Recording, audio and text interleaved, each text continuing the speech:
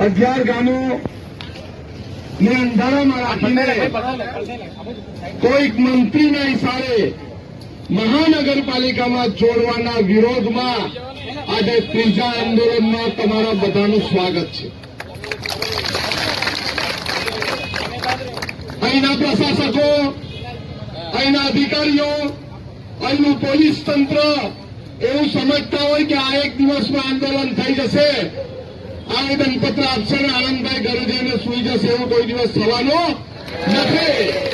અમારી લડાઈ અન્યાયના વિરોધમાં ન્યાય મેળવવાની છે અને અમે અન્યાયના વિરોધમાં ન્યાય મેળવવા માટે નીકળ્યા છે. એટલે ન્યાય તો લઈને જ રહેશું. તમારા મોડા પેટમાંથી ન્યાય કાઢીને અમે લઈશું.